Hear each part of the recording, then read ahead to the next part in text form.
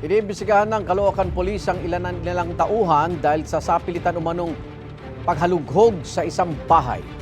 Viral ngayon online ang sagutan ng mga pulis at residente. Gid ng mga pulis sa bahay na yan, pumunta ang bumaril sa isang babae roon. Nagbabalik po si Bea Pinlac.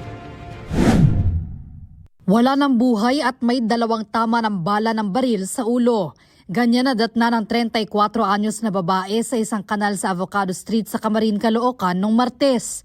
Hinala ng pulisya, iniwan ng suspect sa kanalang bangkay matapos siyang barilin. Natagpuan na lang namin yung victim doon sa may kanal. Yung bangkay na lang po, ma'am, ang na-recover natin doon sa crime scene. Ang tinitingnan nating mga motibo dito, ma'am, is drug-related. Agad na nagsagawa ng hot pursuit operation ng pulisya at agad pinuntahan ang isang bahay. May lumutang po na witness po natin na nagtuturo kung saan tumakbo po yung suspect. Pero naging mainit ang sagutan ng mga pulis at ng mga nakatira sa bahay base sa mga viral video sa social media. Dito nang galing yung pinatay, dito rin tumakbo yung pumatay, ha? Po, balikan po kayo lahat. Buksan na nga po lahat eh. Kaya tago ka ba?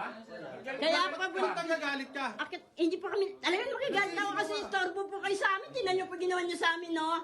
Ayon sa uploader, sa pilitang pumasok sa bahay nila ang mga pulis. Oh, welcome na welcome kayo dyan. Akit po dyan, wala pong problema. Hindi po. Total, nag-istorbo na rin lang kayo sa amin eh. O, akitin niyo hanggang doon. Para naman napaka-criminal yung hanapin ninyo. Criminal po talaga. Oh, kaya nga eh. Pumatay nga eh. O, kaya Ito nga nga tumakbo. po. Akit nga po. Akit nga po. Ano iniiyak mo? Ay, kaya nga po. Akit nga po. Naninigaw, sir. Hindi kami naninigaw, kayo naninigaw eh. Nasira pa umano ng mga pulis ang kanilang gate. Wala na akong pampagawa ng gate, oh. Yung ginawa ninyo pati sa gate. Depensa ng pulisya, walang iligal sa kanilang ginawa. Pagpasok naman namin, ma'am, doon sa lugar, open naman po yung gate. Wala naman po kaming sinira, wala po kaming nasaktan. Ang hinanap lang po namin doon is yung suspect po, ma'am. Wala pong illegal na nangyari doon po, ma'am, kasi hot pursuit yung ginawa po namin. Ipinaliwanag din nila ang isa pang video kung saan may kinakalkal na bag ang isang pulis. Tinanong po namin yung mga tao doon sa area. Ang sagot nila sa amin, ma'am, hindi nila pagmamay-ari yung isang bag.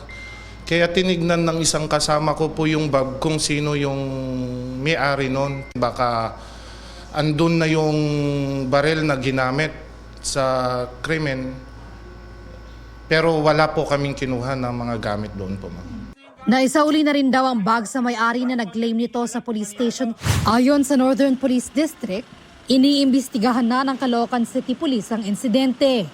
Aalamin kung nagkaroon nga ba ng mga paglabag ang mga pulis sa kanilang hot pursuit operation.